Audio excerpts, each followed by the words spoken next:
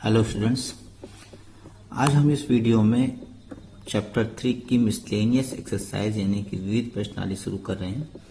इसका पहला क्वेश्चन है जो आपके सामने यहाँ लिखा हुआ है, देख सकते हैं कि एक मैट्रिक्स दिया है और आपको ये सिद्ध करना है। तो इस तरह के जो क्वेश्चन होते हैं जिसमें आपको ऐसे पावर में या कहीं भी n दिखता है गुणे में, तो जहां पर n क्या होती है प्राकृतिक संख्या, ये क्वेश्चन आपके गणितीय आगमन के सिद्धांत यानी कि प्रिंसिपल ऑफ मैथमेटिकल इंडक्शन यानी कि शॉर्ट फॉर्म में जिसको हम पीएमआई कहते हैं, उसके आधार पर लगाए जाते हैं। क्लास 11 में आपने पीएमआई पढ़ा होगा। तो कैसे लगाते थे पीएमआई के क्वेश्चन, आइए सीखते हैं। मैट्रिक्स में रूल वही होगा पीएमआई का, बस यहाँ पर मैट्रिक्स है, इतना ध्यान रखना है।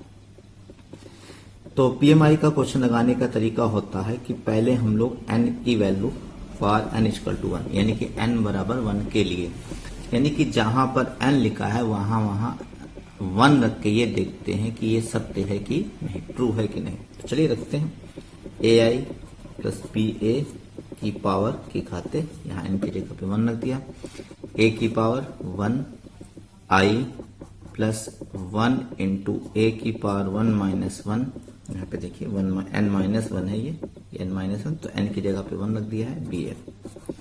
तो ये आ गया ए आई प्लस बी ए और यहाँ पे ए आई बचेगा, a की पावर 1 में से 1 गया 0, a की पावर 0 तो उसकी वैल्यू 1 हो जाएगी, 1 से मल्टीप्लाई करने पे कोई फर्क नहीं पड़ेगा, तो कुल मिला के क्या बचेगा यहाँ बी ए। तो देख सकते हैं दोनों बराबर हैं, तो लेफ्ट हैंड साइड बराबर क्या आ गया राइट हैंड साइड। इसका मतलब n बराबर 1 के लिए ये कथन, ये स्टेटमेंट क्या है, ट्रू है, सत्य है। तो पीएमआई का क्वेश्चन लगाते वक्त पहला स्टेप यही होता था कि आप n की वैल्यू 1 रखते थे और चेक करते थे कि ये सत्य है कि नहीं। उसके बाद दूसरा चरण होता था, मान लेते थे लेट अस सपोज दैट, यानी कि माना कि n बराबर 1 के लिए कथन दिया गया क्या है, sorry n equal to k के लिए दिया गया कथन सत्य है, ये कोई प्राकृतिक संख्या है उसके लिए आपने इस कथन को क्या मान लिया, सत्य मान लिया। तो जहां जहां n दिख रहा है आपको वहां k रख दीजिए। तो इस स्टेप में कुछ करना नहीं होता क्योंकि एजम्पशन स्टेप होता है, यानी कि ऐसा स्टेप जिसमें आप केवल एजम कर लेते हैं, मान लेते हैं, कल्पना कर लेते हैं कि भाई दिया गया कथन किसी प्राकृतिक संख्या के लिए सत्य है। तो जहां जहां n है मैं वहां वहां k लिख रहा हूं, ये देखिए जहां जहां n है वहां वहां मैं क्या लिख रहा हूं, k लिख रहा हूं। ये आपके सामने दिख रहा होगा k a की पावर k माइनस 1 और आपका क्या है बी ए, ये कुल मिला के हो गया। इसको आप इक्वेशन बनवा लीजिए क्योंकि ये अगला चरण प्रूव करने में मदद भी करेगा भी। अब आपका अंतिम चरण होता है, ठीक है, इंडक्शन चरण यानी कि आगमन का चरण, मेन चरण यही होता है। तो इसमें आप क्या करते हैं, n की जगह पर k प्लस 1 रखते हैं, n की जगह पर k प्लस 1 और देखते हैं कि k प्लस 1 के लिए सत्य है कि नहीं, यानी कि इसका सक्सेसर यानी कि क्रमानुयायी रखते हैं। n की जगह पर k प्लस 1 रखेंगे और देखेंगे सत्य है कि नहीं। तो बाएं पक्ष में रखेंगे तो दायां पक्ष आएगा, दाएं पक्ष में रखेंगे तो बायां पक्ष आना चाहिए। तो मैं एक बार आपको दोनों पक्ष में रख के दिखा दे रहा हूं, मैं यहाँ पे लिख दे रहा हूं n बराबर k के लिए हम सिद्ध करेंगे, ये सिद्ध करके दिखाना है क्योंकि एक पक्ष में केवल वैल्यू रखी जाती है, दूसरा पक्ष दिखाना होता है। लेकिन मैं आपको दोनों पक्ष में वैल्यू रख के दिखा दे रहा हूं कि आपको लाना क्या होगा। तो देखिए यहाँ पे k प्लस 1, ये है आपका n, इसकी जगह पे k प्लस 1, यहाँ भी अपना k प्लस 1 हंसेगा। तो ये हो जाएगा a की power k plus 1 i plus k plus 1 a की power k plus 1 minus 1 B A. ये आपको सिद्ध करके दिखाना है, हम सिद्ध करेंगे इसको। तो आपको केवल बाएं पक्ष में लिखना होता है n बराबर k प्लस 1 और दायां पक्ष ला के दिखाना होता है। तो मैंने दोनों पक्ष में रख दिया है ये दिखाने के लिए कि आपको सिद्ध क्या करना होगा, यही ला के दिखाना है। तो इसको हल करिए और ये ला के दिखाइए। कैसे हल करेंगे देखिएगा, लेफ्ट हैंड साइड से शुरू करते हैं, ए आई प्लस बी ए की पावर k प्लस 1, इसको आप लिख सकते हैं ए आई प्लस बी ए की पावर k इंटू ए आई प्लस बी ए की पावर 1, गुणा करने पर घातें जुड़ती हैं। तो ये हो गया आपका। अब इक्वेशन 1 की मदद लेंगे, ए आई प्लस बी ए की पावर k की वैल्यू देखो इक्वेशन 1 में, देखिए ए आई प्लस बी ए की पावर k की वैल्यू ये पूरी है, तो इसकी जगह पर ये पूरा लिख देंगे। तो वैल्यू हो जाएगी a की पावर k और i प्लस k a की power k minus 1 ba into में ये जो लिखा रहने दीजिए ai। अब मैट्रिक्स का मल्टीप्लिकेशन करेंगे, इनका दोनों का गुणा करेंगे, इसको इससे गुणा करेंगे तो होगा a की power k into a i into I, इसका मल्टीप्लिकेशन इसमें एक अचर राशियां ए भी अचर राशियां तो इनको अपना पहले लिख लीजिए। आप अवयवों को अपना बाद में क्रम से लिखना है। अवयवों को ध्यान रखिएगा क्रम से लिखा जाता है। पहले यहाँ आई है तो आई पहले होगा, ए क्या होगा बाद। ये अचर राशियां चाहे जैसे लिखिए।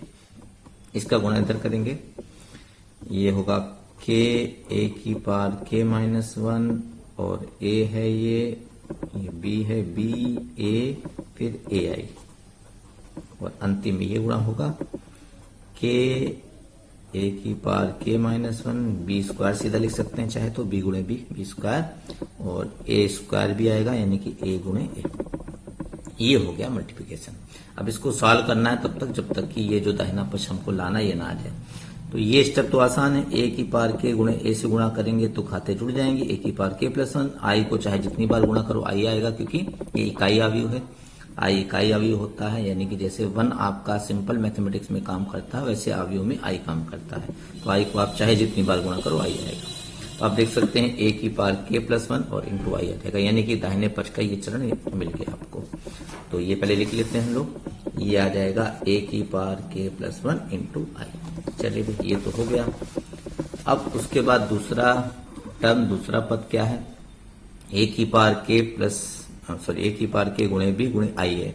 आई को किसी भी अवयव से गुणा करो उस अवयव पर कोई फर्क नहीं पड़ता तो आई ए ही आएगा। और यहाँ पर 2 बार ए लिख गया है, ये गलत लग रहा है, एक ही बार ए था, इसका गुणा इसमें हुआ होगा तो ए आई का गुणा करेंगे तब भी ए ही आएगा। तो ये दोनों चरण वैसे के वैसे उतार लीजिए।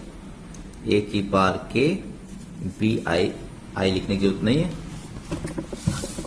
ए की पावर के बी ए क्योंकि आई ए और ए आई सेम होगा। ये चरण भी वैसे उतार लीजिए के ए की पावर के माइनस 1 और बी ए। आई की जरूरत नहीं है क्योंकि आई से अवयव में गुणा करने पर कोई फर्क नहीं पड़ेगा। तो ये आ जाएगा दूसरा के ए की पावर बी ए। चेक कर लीजिए सही आया है कि नहीं। ये है आपका के ए की पावर के माइनस 1 बी ए, ये तो जरूरत नहीं है। और यहां पर अब आपको ए गुणे ए दिया है और इसी की वजह से शायद इस अवयव का मान भी दिया है। देखिए अभी तक इस अवयव का कोई इस्तेमाल नहीं हुआ तो इस अवयव का मान इसीलिए दिया है ताकि ए गुणे ए निकाल सके। तो जब आप ए गुणे ए निकालेंगे तो ये एक शून्य अवयव आएगा। तो शून्य अवयव से किसी को गुणा करेंगे शून्य आएगा। ए गुणे ए मैं आपको निकाल के दिखा दे रहा हूं। देखो ए गुणे ए 0 1 0 0 ये ए अवयव है 0 1 0 0। ये भी आपको भी एग्जाम में गुणा करके मल्टीप्लाई करके दिखाना होगा। तो पहली पंक्ति पहला कॉलम गुणा आपको याद होगा, पहली पंक्ति पहला कॉलम, इसका गुणा इसमें इसका गुणा इसमें, देख सकते हैं 0 आ रहा है। पहली पंक्ति दूसरा कॉलम 0 0, दूसरी पंक्ति पहला कॉलम इसका गुणा इधर, ये आ गया। देखिए शून्य अवयव आ रहा है जिसको हम शून्य से रद्द करते हैं, 0 से रद्द करते हैं, ओ जैसा साइन होता है। तो ए गुणे ए कितना आ रहा है 0, ये 0 आ रहा है, इस वजह से ये पूरा टर्म क्या हो जाएगा 0 हो जाएगा। तो कुल मिलाकर ये बच गया। ये चीज हमारे पास लाइन अप आ गई। अब आपको क्या करना है, ए की पावर के प्लस 1 आई, इन दोनों में आपको बी ए कॉमन दिख रहा होगा और कुछ तो कॉमन नहीं दिख रहा होगा लेकिन बी ए कॉमन दिख रहा होगा। एक बार चेक कर लेते हैं कुछ छूट तो नहीं गया है। तो क्या था भाई, इसका गुणा इसमें हुआ, इसका गुणा इसमें हुआ, चेक कर लीजिए सही है कि नहीं। फिर इसका गुणा इसमें हुआ और इसका गुणा इसमें हुआ। तो ए आई, इसमें एक चीज छूट गया, देखिए ये वाला ए छूट गया है, स्मॉल ए, ये वाला स्मॉल ए छूट गया है, कहीं पे आप लिख दीजिए, चलिए यहीं पे लिखते रहे। तो ये गुणा करेंगे घातें जुड़ जाएंगी, ए की पावर के माइनस 1 में ए जोड़ेंगे ए की घात, तो यहाँ पर ए की पावर के बचेगा, ये आ जाएगा ए की पावर के माइनस 1। गुणा करने पर मल्टीप्लाई करने पर पावर जुड़ती हैं, तो जब मैं इन दोनों की पावर को जोड़ूंगा तो 1 1 कट जाएगा, ए की पावर क्या आ जाएगा बेटा के आ जाएगा। अब उसके उपरांत देखिएगा, यहां पर देखिएगा ये हो गया हमारा। अब कॉमन क्या मिल रहा है आपको? सब कुछ कॉमन मिल रहा है, ए की पावर के बी पी भी और ए भी। तो आप देख सकते हैं दाहिना पक्ष आता हुआ नजर आ रहा है। 1 प्लस के को के प्लस 1 और ए की पावर के में क्या करिए 1 जोड़ दीजिए 1 घटा दीजिए, कोई फर्क नहीं पड़ेगा। इससे आपको दाहिना पक्ष दिख जाएगा। देखिए यही लाना है दाहिना पक्ष। ये था दाहिना पक्ष। देखिए ए की पावर के प्लस 1 आई के प्लस 1 ए की पावर के प्लस 1 माइनस 1 बी ए, वैसे लाना था। तो जैसे ही दाहिना पक्ष आ जाए तो आप लिख देंगे इसलिए n बराबर k प्लस 1 के लिए दिया गया स्टेटमेंट क्या है? ट्रू है, सत्य है।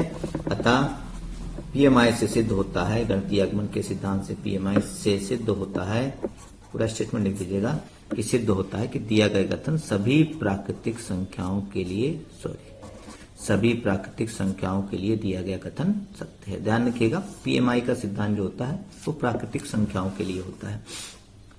तो इस तरह से आप मिसलेनियस एक्सरसाइज विविध प्रश्नावली के क्वेश्चन भी आप लगा सकते हैं। तो आई होप आपको समझ में आ गया होगा। तो इस प्रश्नावली को लगाइए। तो ये इस वीडियो से आव्यू हम लोग समाप्त कर रहे हैं। आपको जो भी दिक्कत, जो भी डाउट होगा, जो भी क्वेश्चन पूछना होगा आप पूछेंगे, तो मैं उसका वीडियो बना के इस चैनल पे डाल दूंगा। Okay, thank you.